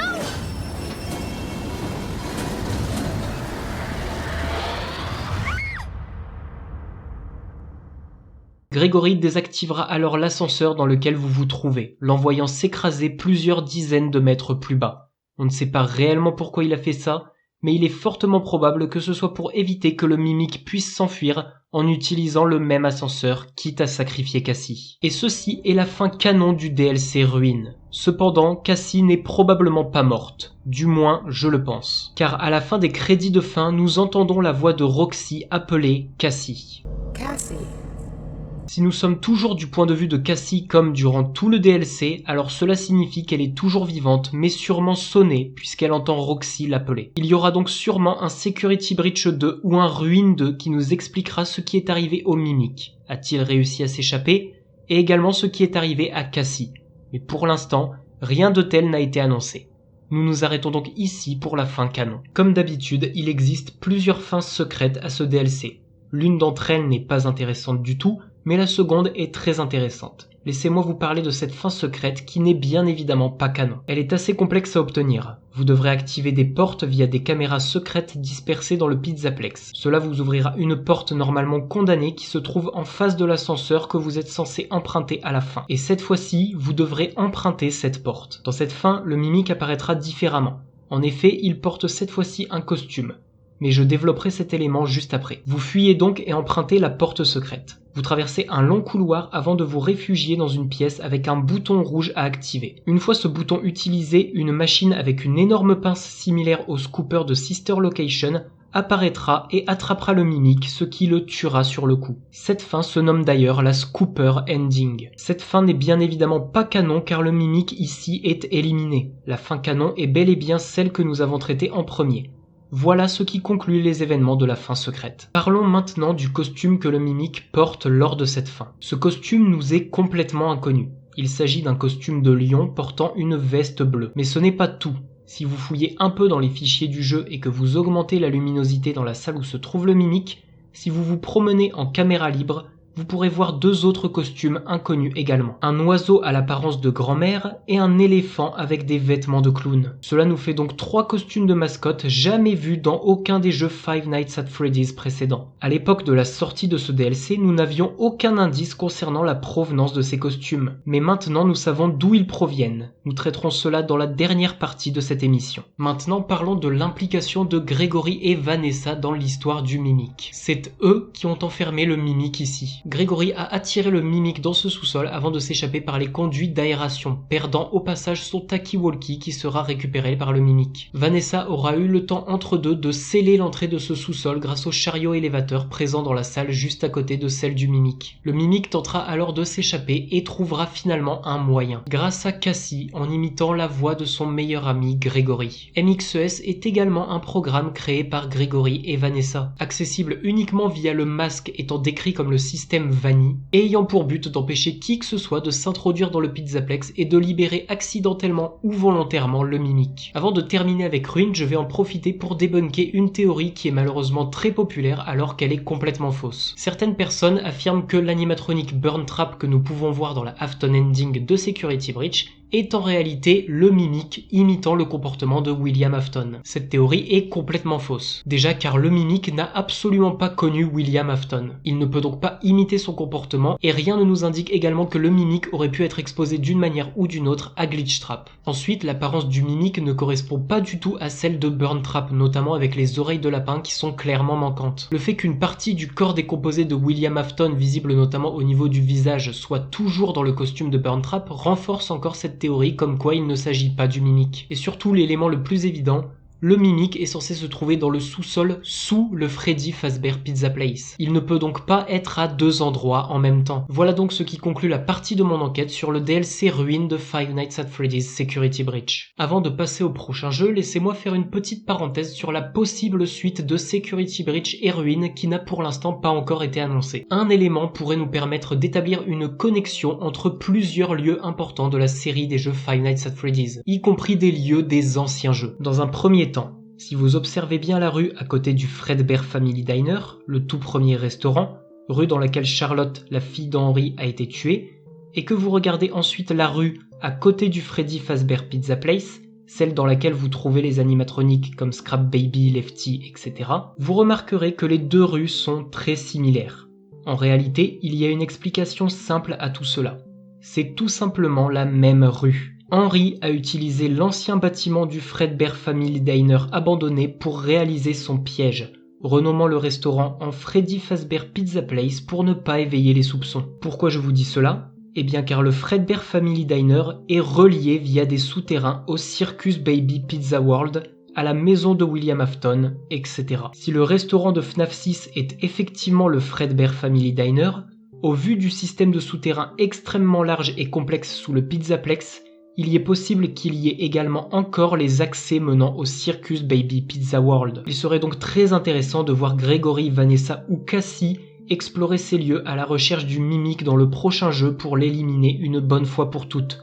Une version abandonnée de certains bâtiments comme celui de Sister Location serait, je trouve, très intéressant à explorer. Dernier tout petit élément à traiter avant de passer au lore de Hellpointed 2, car cet élément sera très important pour ce dernier. Parlons du père de Cassie. Dans Ruin, Cassie parle de son père lorsqu'elle trouve sa première phase clé. Elle dit qu'elle est identique à celle que son père possédait et d'autres éléments dans le DLC nous prouvent que le père de Cassie travaillait en tant que technicien pour Fazbear Entertainment au Pizzaplex. Nous apprenons également que le père de Cassie était très fan de la franchise. Il collectionnait énormément d'éléments comme par exemple les boîtes à goûter Fazbear and Friends. Et nous apprenons même que son animatronique préféré est Bonnie. Pas Glamrock Bonnie, mais bien le Bonnie originel que nous avons tous connu, avec même un masque à son effigie. Lorsque Cassie nous parle de son père, elle parle toujours de lui au passé, signifiant qu'il est soit parti, soit qu'il est décédé, soit qu'il a disparu sans laisser de traces. Retenez bien ces éléments car ils seront très importants pour Hellpointed 2. Maintenant que cette petite parenthèse est terminée, passons à Hellpointed 2 qui est, à l'heure du tournage de cette émission, le dernier jeu de la série FNAF.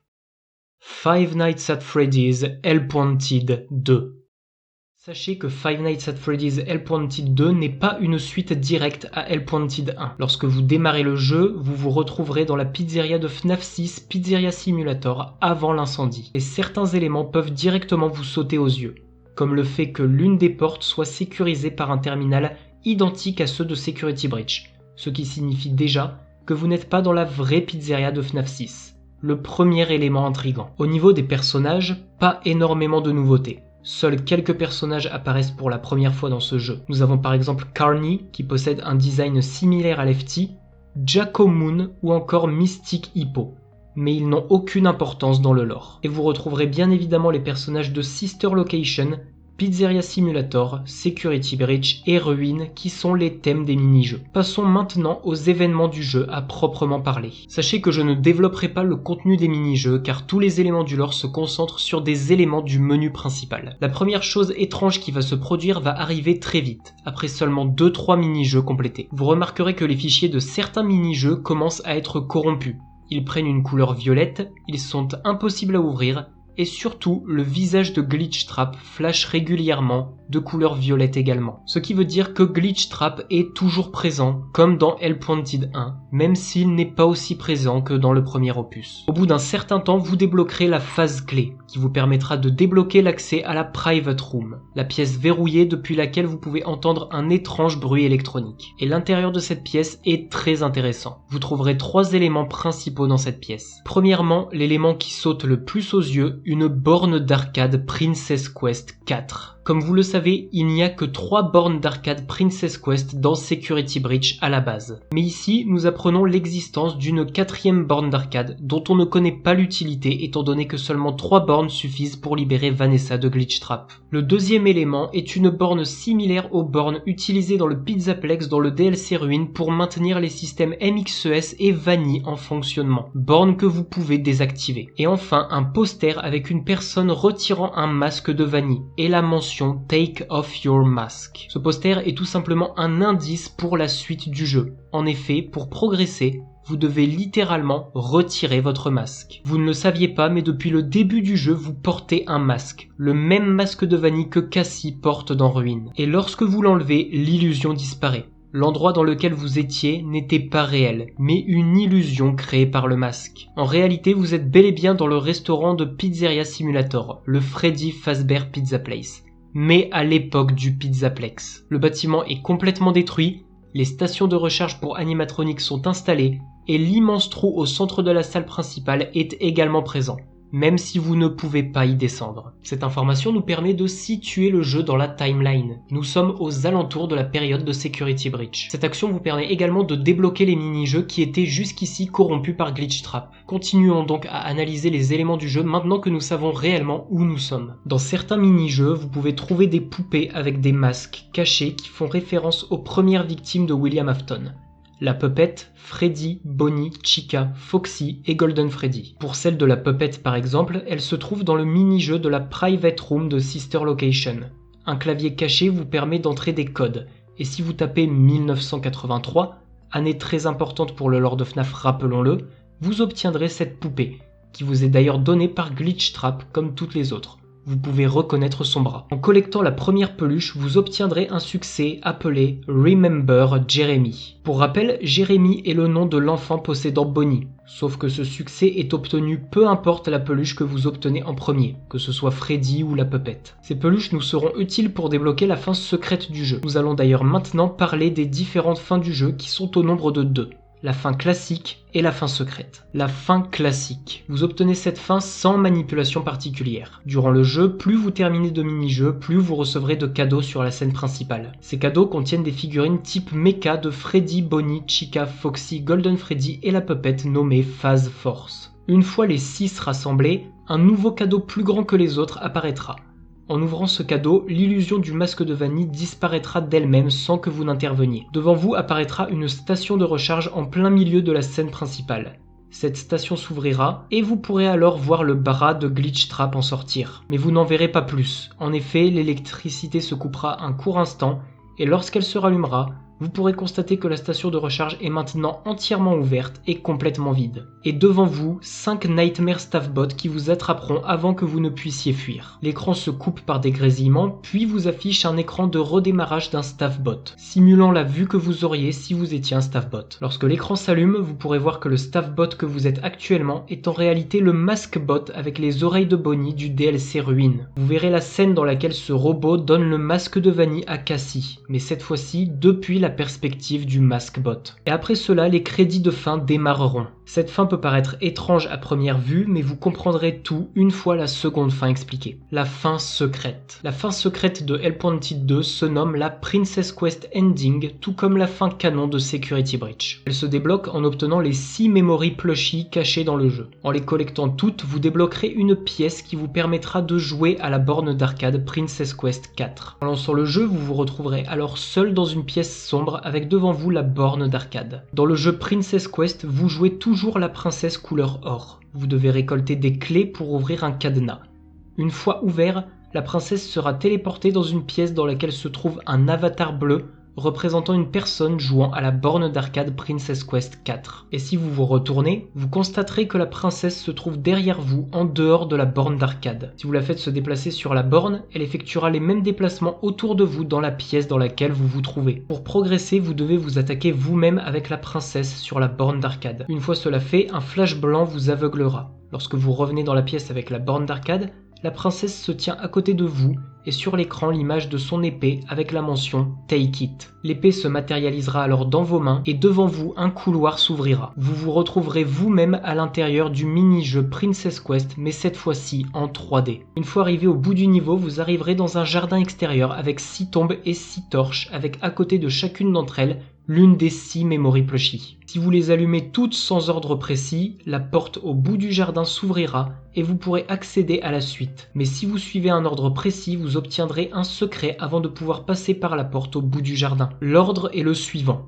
Chica, Foxy, Freddy, Bonnie, Golden Freddy et Puppet. Pas de signification particulière pour le lore. Une trappe va alors s'ouvrir vers une simple pièce avec un coffre qui vous attend. Dans ce coffre, vous trouverez un masque de Bonnie avec la mention « This looks familiar ». Cela paraît anecdotique, mais vous savez que rien n'est laissé au hasard dans FNAF. En réalité, c'est très important pour comprendre Hellpointed 2. Maintenant, terminons la fin secrète. Une fois la porte passée, vous arrivez au bout du couloir devant le roi. Vous allez alors faire un échange avec lui. Vous allez lui donner votre masque de Vanille, et en échange, il vous donnera la peluche de Glitchtrap venant du premier Hellpointed. L'ascenseur de Sister Location s'ouvrira alors devant vous. Il vous amènera dans une borne à pince pour peluche géante. À l'extérieur de cette borne, Vanille vous observe à travers la vitre. Moon apparaîtra alors devant vous. Vous devrez lui donner la peluche de Glitchtrap, qui l'amènera alors vers le trou des récompenses pour que Vanille puisse la récupérer. Mais une fois récupérée, ce n'est pas la peluche qui apparaîtra dans sa main, mais bien Glitchtrap lui-même sous forme physique. Vanille l'écrasera alors entre ses mains, le tuant, avant de disparaître dans l'obscurité, même si Glitchtrap n'est pas réellement tuable étant donné qu'il s'agit d'un virus. Puis, les crédits de fin se lanceront. Voilà donc le contenu des 2 fins de Hellpointed 2. Nous avons maintenant 2 questions qui nécessitent une réponse. Réponses qui sont d'ailleurs données par les 2 fins du jeu. Laquelle de ces 2 fins est canon ? Et qui jouons-nous dans Hellpointed 2 ? Commençons par la fin canon du jeu. La fin canon de Hellpointed 2 est la fin classique, celle que vous obtenez de base en terminant le jeu normalement. Cette fin nous explique ce qui arrive à notre protagoniste. Nous sommes un technicien de Fazbear Entertainment affecté à l'équipe qui s'occupait du Freddy Fazbear Pizza Place. Lors d'une de nos journées de travail, nous serons victimes d'une attaque d'un groupe de Nightmare Staffbot sous le contrôle de Glitch Trap. Et notre personnage décédera à la suite de cette attaque. Et c'est à partir de maintenant que le dernier plan énigmatique depuis la vue d'un Staffbot s'explique. Tout comme William Afton cachait le corps de ses victimes dans les animatroniques à l'époque, les organes de notre protagoniste seront placés dans un Staffbot, précisément le masque bot de ruine. Et encore une fois, grâce au principe du Remnant, l'âme de notre protagoniste sera toujours capable de survivre, prisonnière du corps de ce Staffbot à jamais. C'est d'ailleurs un détail facilement remarquable dans Ruine. En effet, lorsque vous utilisez le masque de Vanny avec Cassie, vous pouvez remarquer que l'intérieur du masque bot n'est pas comme tous les autres Staffbots. Des éléments ressemblant à des organes humains sont présents. Au niveau de la tête, nous pouvons par exemple voir ce qui ressemble à un cerveau humain. Ce sont les organes de notre protagoniste. D'ailleurs, qui est donc ce fameux protagoniste ? Grâce à tous les indices présents dans le jeu ainsi que les éléments de ruine, nous pouvons déterminer que nous jouons le père de Cassie, technicien pour Fazbear Entertainment au sein du Mega Pizzaplex. En revanche, nous ne connaissons pas son prénom ni son nom. Cassie nous parle de lui au passé dans Ruine. Nous avions théorisé qu'il était possiblement décédé ou porté disparu. Grâce à Hellpointed 2, nous savons ce qui lui est réellement arrivé. Il sera tué par les Nightmare Staffbot et sera coincé à jamais dans le masque bot. Et c'est donc lui qui donnera le masque de Vanny à sa propre fille lors du DLC Ruine, même si Cassie ne le saura jamais. Cela nous permet d'ailleurs de savoir que Hellpointed 2 se déroule avant Ruine et même possiblement avant Security Breach quand le Pizzaplex était encore à ses débuts. Une chose à savoir aussi, c'est que le père de Cassie est déjà apparu précédemment dans la série des jeux FNAF. Lors de Hellpointed 2, beaucoup d'éléments nous font comprendre que le père de Cassie n'est pas juste un technicien comme les autres. Des personnages comme Moon, Circus Baby ou Mystic Hippo prononcent la phrase « What make you so special ?» Qu'est-ce qui te rend si spécial ? Nous avons également énormément de références au passé de la série. Le code de la private room de Sister Location est en 1983, l'année de la mort du Crying Child et qui débutera tous les événements qui suivent. Les poupées faisant référence aux animatroniques qui seront hantées par les premières victimes de William, avec notamment le succès Remember Jeremy. Et enfin le dernier élément le plus important, le fameux masque de Bonnie caché dans le coffre dans la fin secrète. Masque qui apparaît avec la mention « Ceci semble familier ». Tout ici nous ramène à Bonnie, et grâce à Cassie, nous savons que son père est un très grand fan de Bonnie, collectionnant énormément d'objets à son effigie, dont justement un masque. Mais beaucoup d'éléments, eux, nous ramènent aussi au passé, et notamment à l'année 1983. Peut-être parce que le père de Cassie a connu l'année 1983. Mais qu'il essaye le plus possible d'oublier ce qui s'est produit cette année-là. Ce qui expliquerait également la phrase « Do you remember » de Mystic Hippo, ou même encore la phrase « Retrieve a memory » qui veut dire « récupérer un souvenir », qui est une phrase faisant référence au succès Remember Jeremy. Et si le père de Cassie était en réalité l'un des amis de Michael Afton en 1983 ? Celui qui porte le masque de Bonnie. Tout nous oriente vers lui. La référence à l'année 1983, le fait que le personnage soit extrêmement fan de Bonnie, le fait qu'il soit adolescent en 1983 fait qu'il aurait largement l'âge d'être père aux alentours de 2030-2035 qui est l'année durant laquelle se déroule Security Breach, et le fait qu'il ait une couleur de peau beaucoup plus bronzée, ce qui correspond à la couleur de peau de sa fille Cassie. Cassie qui possède d'ailleurs des vêtements qui sont de la même couleur que ceux qu'il portait lui quand il était adolescent en 1983. Tout cela pour dire que le père de Cassie est notre protagoniste dans Hellpointed 2. Et nous savons maintenant qu'il était également l'un des amis de Michael Afton dans les années 80. Pour la seconde fin, comme je vous l'ai dit, elle n'est pas canon, mais elle représente en quelque sorte la libération de Vanessa de l'emprise de Glitch Trap. Elle l'écrasera entre ses mains, ce qui représente Vanessa l'éliminant définitivement de son esprit. Ce qui nous renvoie donc à la fin canon de Security Breach, la Princess Quest Ending. C'est donc plus un clin d'œil qu'une vraie fin, le plus important étant surtout les secrets qui mènent à cette fin. Avec cela, nous terminons l'histoire et donc la partie de mon enquête sur Five Nights at Freddy's Hellpointed 2. Mais avant de conclure cette vidéo, il nous reste encore un élément à traiter.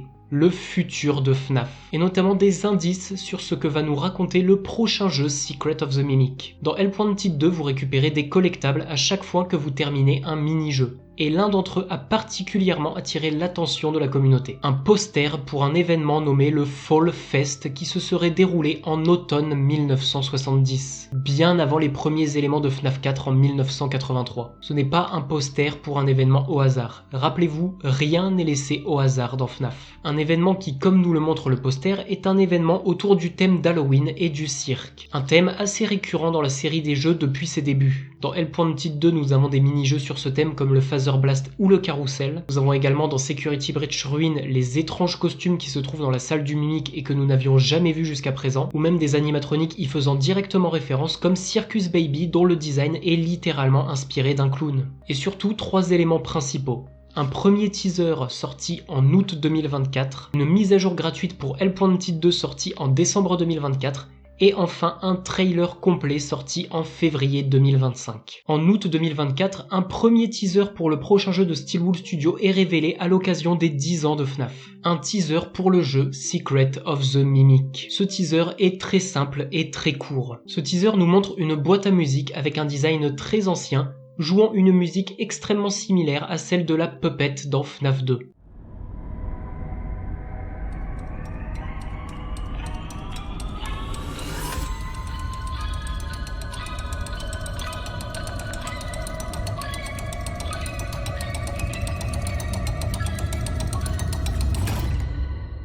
Et de cette boîte à musique va sortir un animatronique qui nous est totalement inconnu.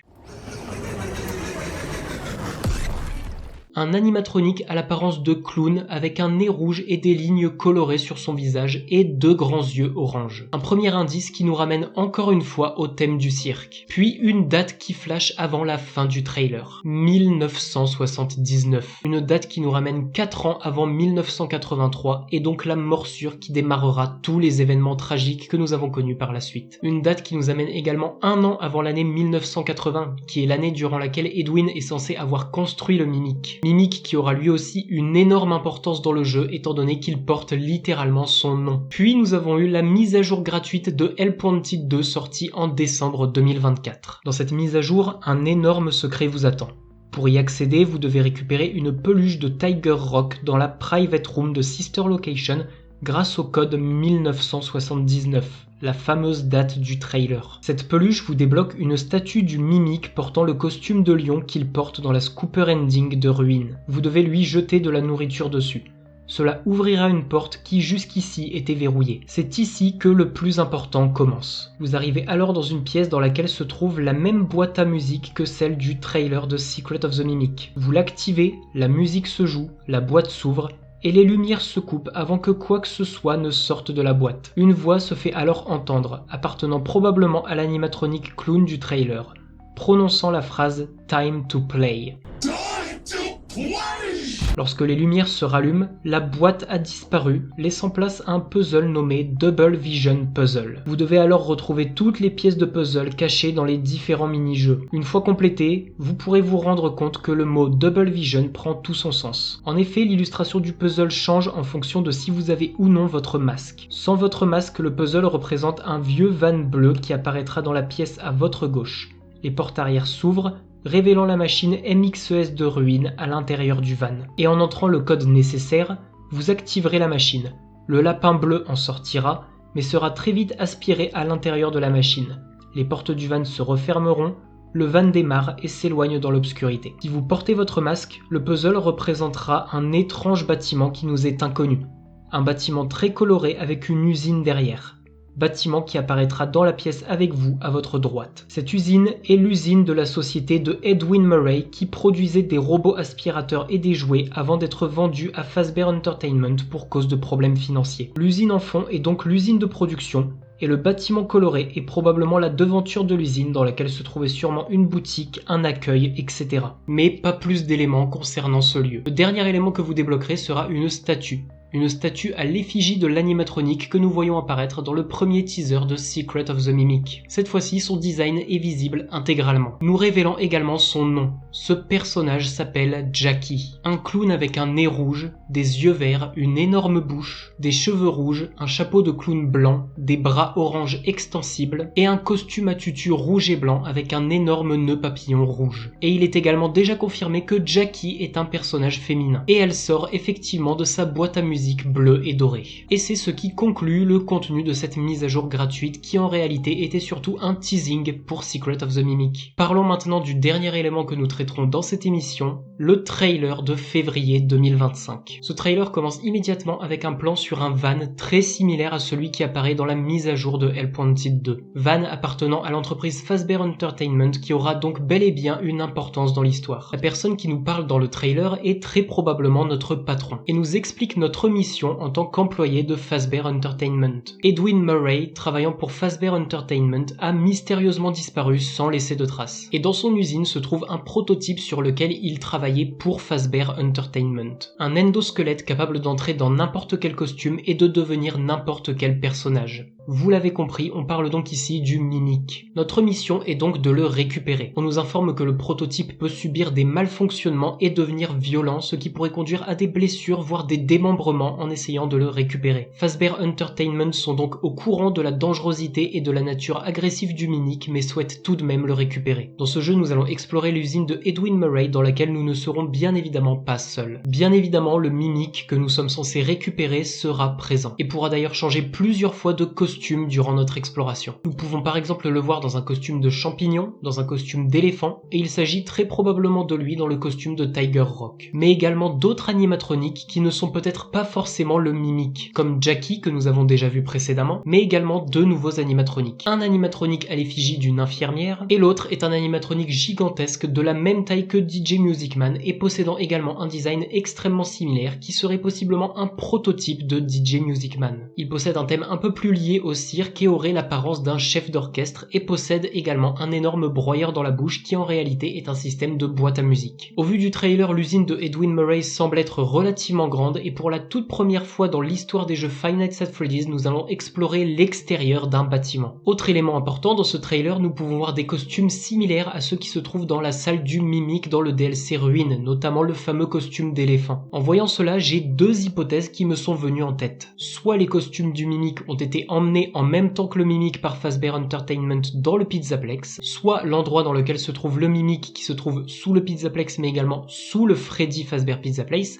et l'ancienne usine de Edwin Murray, ou du moins une partie de l'usine en ruine. Étant donné que la salle dans laquelle se trouve le Mimic et ses costumes ressemble étrangement à la salle de l'usine que nous pouvons voir dans le trailer. Nous verrons si cela se confirme une fois que le jeu sera définitivement sorti et qu'une suite à Security Breach sera également sortie. Cela conclut donc cette petite analyse du dernier trailer de Secret of the Mimic. Les indices qui nous sont donnés sur le contenu du prochain jeu Secret of the Mimic sont très intéressants. Le jeu tournera principalement autour de l'histoire du Mimic, le nouvel antagoniste principal de la série maintenant que William Afton et Glitchtrap ont plus ou moins disparu. Le jeu nous parlera de son origine et de ce qu'il est devenu entre sa création en 1980 et sa première apparition dans Security Breach Ruin en 2036. Le jeu nous parlera également d'autres personnages que nous ne connaissons pas encore comme Jackie, DJ Music Man ou cet étrange animatronique à l'effigie d'une infirmière. Et surtout des réponses sur ce fameux événement du Fall Fest de 1970. Pour ensuite arriver jusqu'à l'année 1979 qui a l'air très importante pour ce jeu étant donné que c'est celle qui flash dans son premier teaser.